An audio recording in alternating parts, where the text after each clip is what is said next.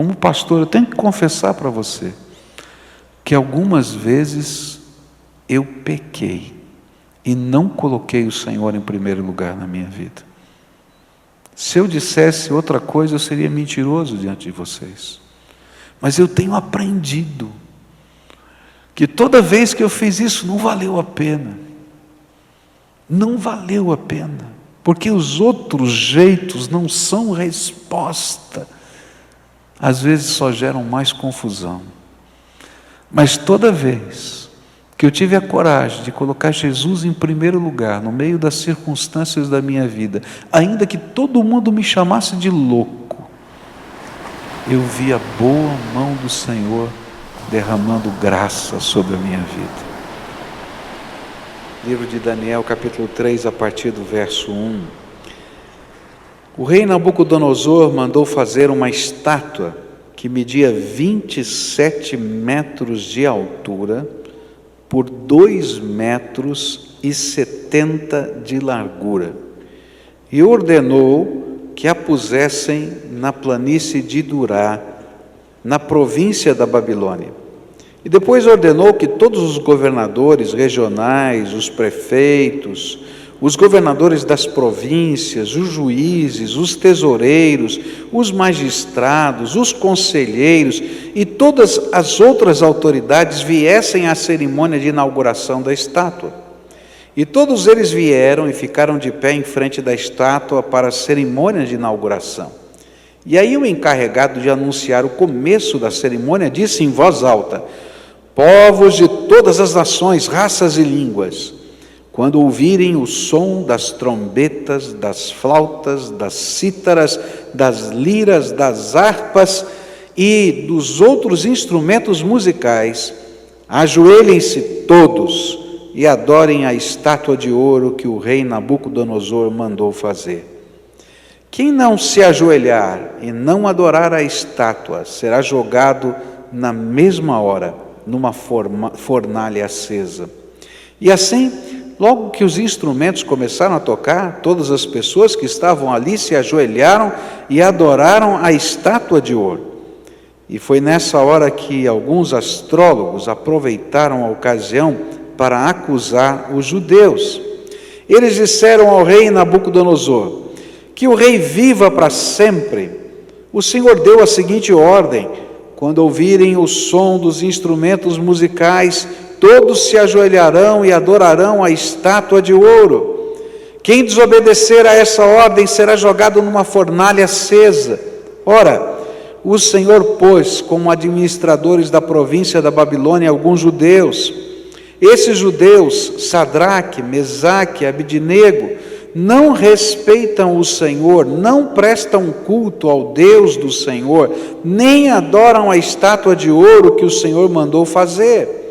Ao ouvir isso, Nabucodonosor ficou furioso e mandou chamar Sadraque, Mesaque, Abidnego, e eles foram levados para o lugar onde o rei estava.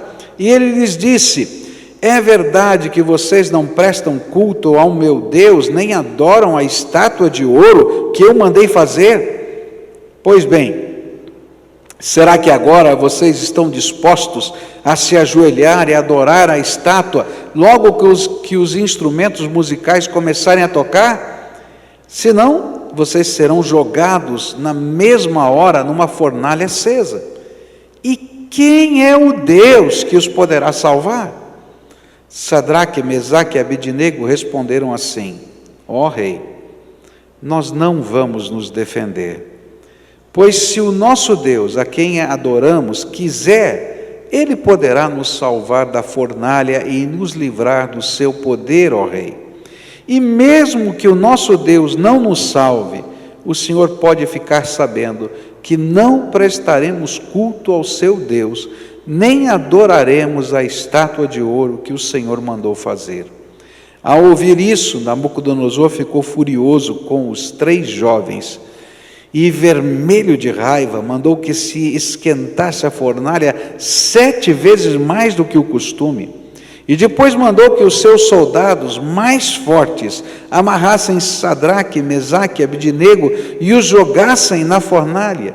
E os 3 jovens, completamente vestidos com seus mantos, capas, chapéus e todas as outras roupas foram amarrados e jogados na fornalha. E a ordem do rei tinha sido cumprida, e a fornalha estava mais quente do que nunca. Por isso as labaredas mataram os soldados que jogaram os 3 jovens lá dentro. E amarrados, Sadraque, Mesaque e Abdenego caíram na fornalha. E de repente, Nabucodonosor se levantou e perguntou, muito espantado, aos seus conselheiros: não foram 3 os homens que amarramos e jogamos na fornalha? Sim, Senhor, responderam eles. Como é então que estou vendo 4 homens andando soltos na fornalha? Perguntou o rei. Eles estão passeando lá dentro sem sofrerem nada, e o 4º homem parece um anjo. E aí o rei chegou perto da porta da fornalha e gritou: Sadraque, Mesaque e Abdenego, servos do Deus Altíssimo, saiam daí e venham cá. E os 3 saíram da fornalha. E todas as autoridades que estavam ali chegaram perto deles e viram que o fogo não havia feito nenhum mal a eles. As labaredas não tinham chamuscado nenhum cabelo da sua cabeça, e as suas roupas não estavam queimadas, e eles não estavam com cheiro de fumaça. E o rei gritou: que o Deus de Sadraque, Mesaque e Abdenego seja louvado. E ele enviou o seu anjo e salvou os seus servos que confiam nele. Eles não cumpriram a minha ordem, pelo contrário, escolheram morrer em vez de se ajoelhar e adorar um Deus que não era o deles. Por isso, ordeno que qualquer pessoa, seja qual for a sua raça, nação ou língua, que insultar o nome do Deus de Sadraque, Mesaque e Abdenego, seja cortado em pedaços, e que a sua casa seja completamente arrasada, pois não há outro Deus que possa salvar como este. E então o rei Nabucodonosor colocou os 3 jovens em cargos ainda mais importantes na província da Babilônia. Pai querido, em nome de Jesus, nós queremos invocar a direção do Teu Espírito, e que nessa hora a Tua palavra possa ser aplicada aos nossos corações. Vem, Senhor, instrui-nos. Vem, Senhor, toca a nossa alma. Vem, Senhor, ensina-nos a viver segundo a Tua vontade. É aquilo que oramos em nome de Jesus. Amém e amém. Que fé é esta que pode conter uma fornalha? Que fé é esta que pode modificar as situações que estão ocorrendo concretas, as lutas que nós enfrentamos? Como é que eu posso vivenciar um tipo de fé tão tremenda como esta? Algumas vezes, quando a gente lê a Bíblia e a gente vê alguns relatos das Escrituras, nós sofremos a tentação de ter algumas desculpas na nossa alma. A primeira desculpa é que coisas assim só aconteciam naqueles tempos. Não acontecem mais hoje. Mas não é isso que a Bíblia fala. A palavra do Senhor nos diz, né, que Ele é o mesmo ontem, hoje e para sempre. Ao contrário, no Novo Testamento, a palavra de Deus nos diz que nós podemos orar ao Senhor em nome de Jesus ao Pai, e o Pai vai responder estas orações para que o Pai seja glorificado no Filho. E mais, o Novo Testamento diz que obras maiores do que aquelas que estão relatadas nas Escrituras ainda aconteceriam para que a glória de Deus fosse vista na terra. Então essa não é uma boa desculpa, não é verdade? A segunda razão, às vezes, ou desculpa que vem na nossa mente quando a gente se depara com um texto como esse, é que não somente essa é uma coisa do passado, mas às vezes nós imaginamos assim: olha, esses eram santos homens de Deus, E por isso Deus fez coisas extraordinárias, porque eles eram especiais. E aí a gente incorre no outro erro. Tudo que acontece é graça de Deus, não é merecimento nosso. Deus está derramando a sua graça. E essa graça pode ser derramada sobre qualquer pessoa. É verdade, existem alguns requisitos para isso. Mas o Deus de toda graça, que não mudou e que continua operando hoje, é aquele que quer ouvir a minha e a sua oração. Então a pergunta que fica é: que fé é essa? Como é que funciona? Quando eu olho para esses jovens, eu vejo neles algumas características de uma fé que nos leva à dimensão do poder de Deus. Quais são então estas características da fé que eu posso aprender e posso cultivar na minha vida? A primeira delas, e que às vezes a gente não está disposto a viver essa dimensão da fé, é que às vezes nós imaginamos que fé é somente crer que Deus pode, e às vezes nós imaginamos que fé é somente a gente profetizar, ou falar, ou anunciar das grandezas de Deus. Não, fé nasce de um compromisso radical com o Senhor.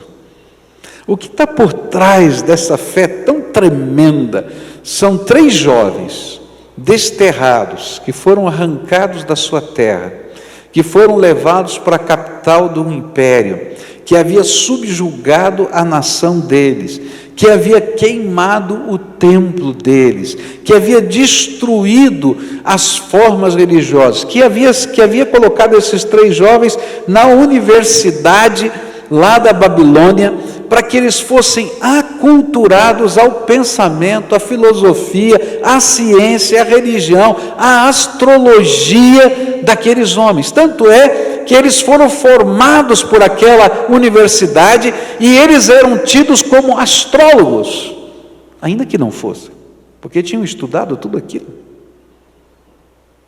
Mas aqueles 3 jovens tinham uma característica diferente, que apesar de estarem inseridos naquele contexto, naquele mundo, ia haver uma pressão tremenda para que eles fossem aculturados, eles tinham votado no seu coração não se contaminar com aquelas coisas e não se vender a qualquer uma delas. E no momento do confronto,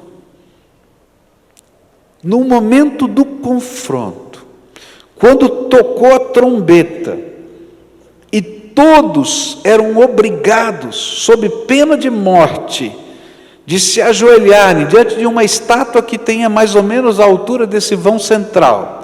Esse vão central do nosso templo tem 30 metros.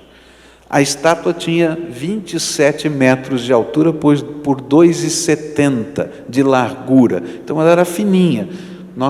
Entre um vão e outro, entre uma coluna e outra, tem 5 metros. Então um pouquinho mais da metade desse vão da janela. Então você pode ter uma ideia do tamanho da estátua. Toda feita de ouro. Algumas toneladas de ouro. Tá? E aí toca a trombeta. Então uma orquestra bem maior do que essa estava tocando, e os instrumentos de sopro, harpa, tocando, fazendo um barulho tremendo, e naquela hora todo mundo tinha que se ajoelhar, e ficaram 3 de pé, só 3. Lá no texto, no verso 13 vai dizer, uns poucos judeus, provavelmente por causa desses 3, uns poucos judeus tiveram coragem de permanecer em pé. Agora o pior é que esses 3 pertenciam à alta estrutura do governo. Eles eram governadores, tesoureiros do governo. E de repente, então, quando todo o povo se ajoelha e os 3 ficam em pé, e uns poucos judeus que tiveram coragem se espalham no meio da multidão, todo mundo olha para os 3, porque eles pertenciam ao governo, eles eram traidores. E então vai uma comitiva falar com o rei. O senhor tem que tomar uma atitude, tem que fazer alguma coisa. O senhor deu uma palavra e não pode ser revogada. Esses homens desafiaram a autoridade do rei. E então eles são lançados da fornalha. Que fé é essa que pode conter uma fornalha? Eu aprendo que fé é pagar o preço de um compromisso radical. Mesmo que isso signifique assumir publicamente uma posição diante do Senhor, decepcionar as expectativas das pessoas ao nosso redor, cair na desgraça política e pessoal. Fé é valorizar o conceito que Deus tem sobre mim, acima do que os outros pensam a meu respeito. Não dá para a gente viver uma fé genuína sem que em alguns momentos da nossa vida a nossa fé seja provada. Então eu quero dizer com muita clareza para cada um dos irmãos que estão aqui: haverá momentos na sua vida em que a sua fé vai ser provada. E sabe como é que vai acontecer isso? A sua fé vai ser provada quando aquilo que você crê, quando aquilo que você diz que é valor para a sua vida, quando aquilo que você professa, aquilo que você ora, aquilo que você lê na Bíblia, vai ser confrontado pelas circunstâncias ao seu redor. E você vai ter que fazer escolhas sérias, comprometedoras, que vão gerar prejuízo para você. Mas aí, queridos, a verdadeira fé transparece. Se você não estiver disposto a cumprir na sua vida aquilo que os valores da sua fé estão dizendo nas Escrituras, então pode ter certeza, não há fé no seu coração. O que existe é religiosidade. E queridos, Deus detesta a religiosidade. Porque a religiosidade, ela tem a aparência da piedade, do temor a Deus, mas ela não tem a essência da piedade e do temor a Deus, que é a obediência incondicional a Jesus como Senhor da nossa vida. E é por isso que tem muita gente capengando, dentro das igrejas até. Estão capengando na vida espiritual. Estão de tombo para cá, tombo para lá, derrota para cá, derrota para cá. Sabe por quê? Porque na hora que são confrontados pela vida, pelas pessoas, pelas circunstâncias, eles não dão passos genuínos de fé, de temor ao Senhor, de compromisso com o reino de Deus. E queridos, se Jesus não é o Senhor da nossa vida, Ele também não é o Salvador do nosso coração. Porque não dá para separar essas duas dimensões da grandeza do nosso Senhor. Ele precisa ser o Senhor e precisa ser o Salvador da nossa vida. Então, a fé que faz diferença nessa terra é aquela que gera compromisso. Não há discipulado onde Jesus é o nosso mestre e eu sou discípulo, sem que eu tenha que aprender renúncia. É interessante que Jesus vai ensinar isso. Lucas capítulo 14, nos versículos 25 a 35, Jesus ensina sobre o valor desse tipo de fé. Ele vai dizer, numa série de metáforas e parábolas, o valor dessa fé. Ele vai dizer, por exemplo, o que está no versículo 26, se alguém vier a mim e não aborrecer a pai, mãe, mulher, filhos, irmãos, irmãs, e ainda também a própria vida, não pode ser meu discípulo. Que tipo de fé é essa na dimensão do poder de Deus? É aquela que diz, Jesus está em primeiro lugar na minha vida, mais do que as pessoas que eu amo, mais do que eu mesmo. e eu estou comprometido com os valores do meu Senhor, porque sem Ele eu não posso nada. Eu já descobri isso na minha vida. Ele vai falar, por exemplo, no versículo 27 de Lucas 14, quem não leva a sua cruz e não me segue, não pode ser meu discípulo. Ele está dizendo dos meus sonhos, dos meus valores, do meu próprio eu. Se Jesus não estiver acima disso, Ele não é o Senhor da minha vida.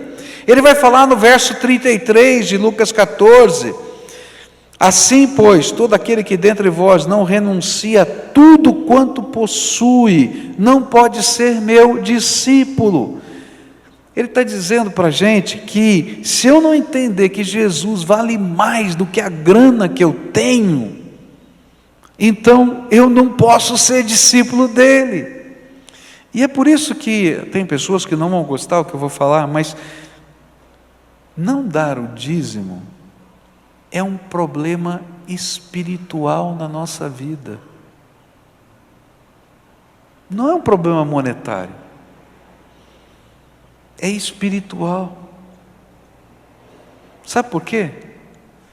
Porque eu estou colocando alguma coisa acima do que aquilo que é um valor para o Senhor na minha vida. É só isso. Não é um problema monetário, financeiro ou de sustento da igreja.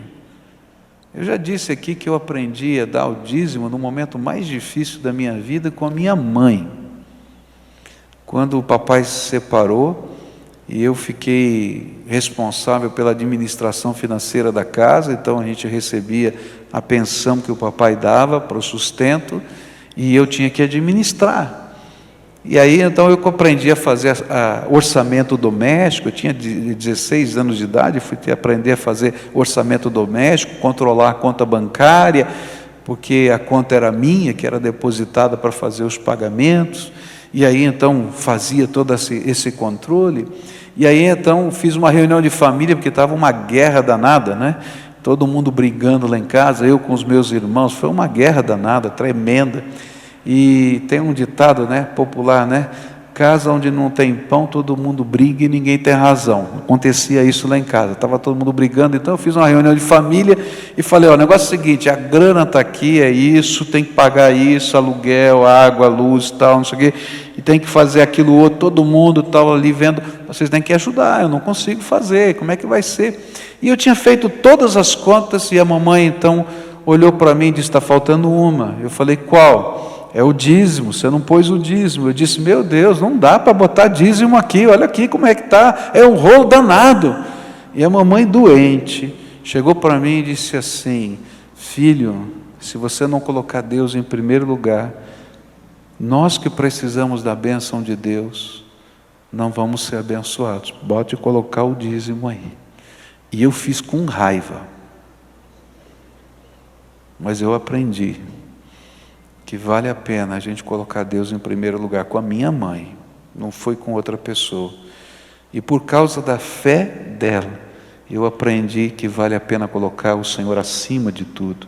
O que a Bíblia está me dizendo é que a fé que faz uma fornalha não me queimar, que permite que um anjo seja mandado do céu para andar comigo no meio do fogo, me desamarrar, é aquela que coloca o Senhor em primeiro lugar, em todas as áreas da vida.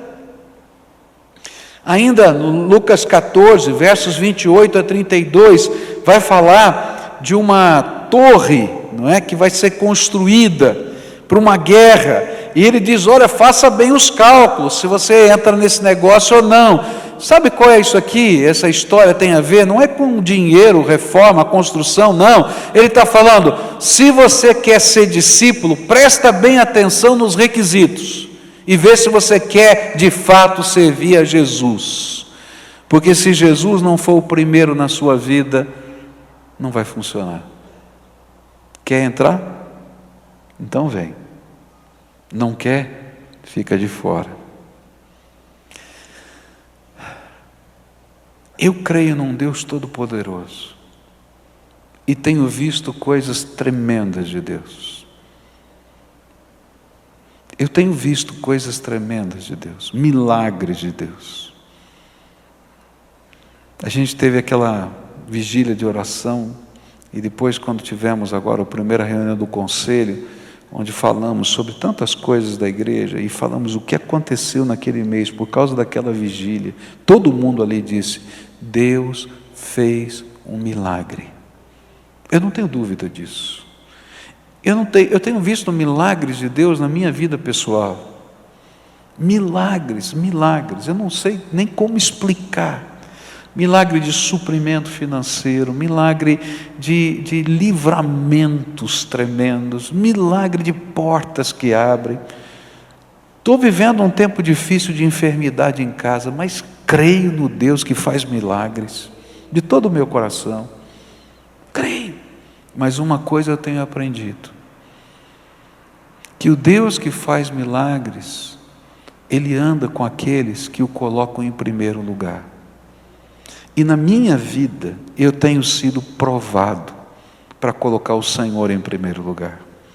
E eu tenho que confessar para você, como pastor, eu tenho que confessar para você, que algumas vezes eu pequei e não coloquei o Senhor em primeiro lugar na minha vida. Se eu dissesse outra coisa, eu seria mentiroso diante de vocês. Mas eu tenho aprendido que toda vez que eu fiz isso, não valeu a pena. Não valeu a pena. Porque os outros jeitos não são resposta. Às vezes só geram mais confusão. Mas toda vez que eu tive a coragem de colocar Jesus em primeiro lugar, no meio das circunstâncias da minha vida, ainda que todo mundo me chamasse de louco, eu vi a boa mão do Senhor derramando graça sobre a minha vida. Eu nunca fui jogado numa fornalha que nem essa, louvado seja Deus, nem quero. Eu acho que você também não quereria, né? Mas eu tenho visto os anjos do Senhor se moverem. Eu tenho visto a graça de Jesus vir sobre a nossa vida. Eu tenho visto o Senhor. E nessa manhã eu vim aqui desafiar você a viver um tipo de fé capaz de deter uma fornalha, a viver um tipo de fé que vai enfrentar uma batalha lá no seu serviço, a enfrentar, quem sabe, uma luta dentro da sua casa, a enfrentar uma enfermidade difícil. Essa fé é aquela que não abre mão dos valores do Senhor na sua vida. E sabe, queridos, o inimigo é muito sutil, porque ele coloca diante de nós algumas pequenas concessões, e a gente vai abrindo uma portinha aqui, outra portinha ali, outra portinha acolá, e a gente não aceita os desafios de Deus para a nossa vida.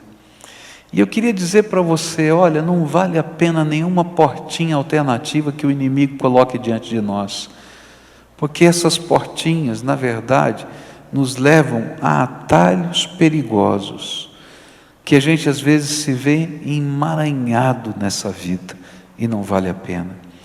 Então, doa o que doer, custe o que custar, Jesus tem que ser o primeiro na tua vida.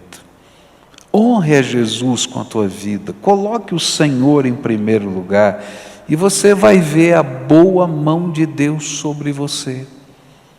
Eu acho tremendo a posição desses homens. Olha, eu não sei o que vai acontecer, se a fornalha vai ser menos intensa, ou se nós vamos morrer na fornalha.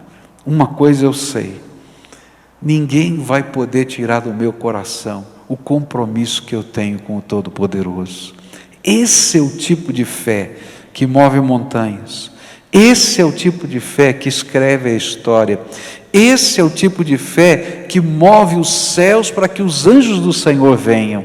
Esse é o tipo de fé que muda a face da família da gente, da casa da gente, da vida da gente e do mundo em que a gente está inserido. Por isso, nessa manhã, eu queria orar com você. E essa oração é a oração da fé.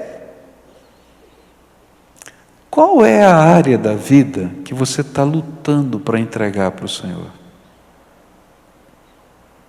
Muitos de nós estamos vivendo uma batalha espiritual tremenda, dentro do nosso coração e dentro da nossa mente. O Senhor está falando: olha, deixa eu ser o dono do teu coração, deixa eu ser o dono do teu casamento, deixa eu ser o dono da tua empresa, deixa eu ser o dono dos teus sonhos. Fé é quando Jesus é dono da nossa vida. O resto é religião. Há uma grande diferença entre a religião e fé. A religião é um sistema humano para a gente tentar se conectar com Deus do nosso jeito. Então eu construo as cerimônias, eu construo as estátuas, eu construo o processo da adoração, mas eu estou tentando, na verdade, de uma maneira mágica, controlar Deus para Ele fazer o que eu quero. E então, a religião é uma ferramenta para o homem ser Deus de si mesmo. Consegue entender? Então eu construo uma estátua de ouro, eu faço tocar trombeta, todo mundo tem que se ajoelhar, mas eu sou o meu Deus. Agora, fé é quando eu reconheço que eu sou só homem, pecador, perdido, que se não for a graça do Todo-Poderoso sobre a minha vida, estou perdido. E aí eu me rendo, e eu digo: Tu és o meu Deus, o meu Senhor. E quando eu me ajoelho, não é para manipular Deus, eu me ajoelho porque eu reconheço a autoridade, o poder, a grandeza, e eu me submeto ao Senhor da minha vida. Isso é fé. Isso é fé. Se eu quiser manipular Deus, fazer um pedaço e dizer: Senhor, faz do meu jeito agora, faz assim e tal, aí a gente vai dizer: não, mas eu orei, eu jejuei, eu fiz isso, eu fiz aquilo, não funcionou. Olha para o teu coração, filho, porque às vezes o que Deus está dizendo é: não quero isso ou aquilo, eu quero o teu coração inteirinho. Qual é o pedaço dele que você não deu ainda? Então entrega.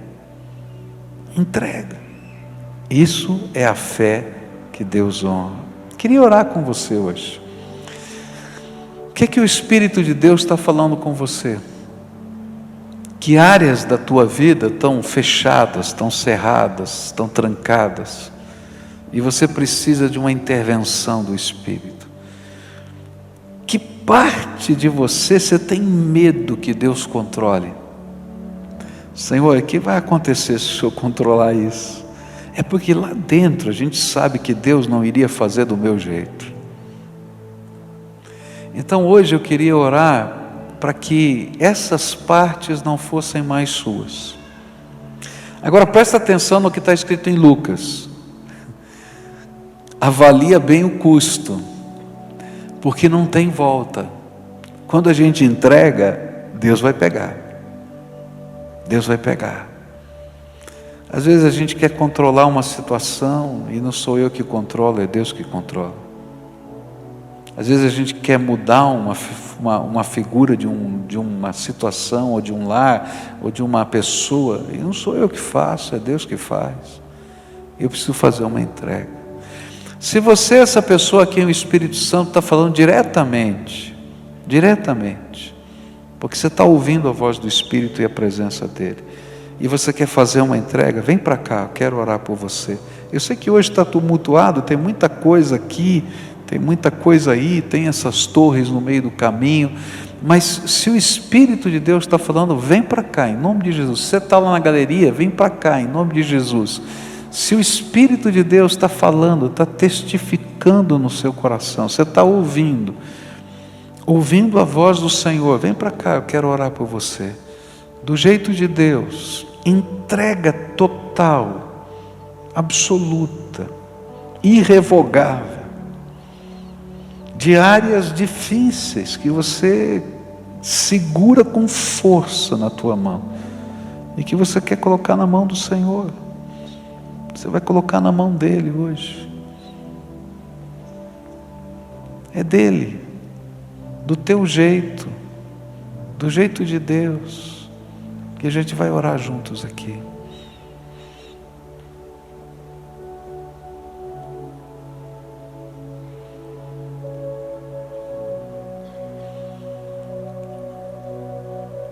É entrega. É entrega. Louvado seja o Senhor. Esse é o louvor que Deus espera. Coração quebrantado e contrito, Deus não despreza. Esse é o louvor que Deus espera. Uma rendição incondicional. A gente se colocando no altar de Deus e deixando Ele ser o Deus da nossa vida, do jeito dEle, da maneira dEle, na nossa vida. Louvado seja Deus.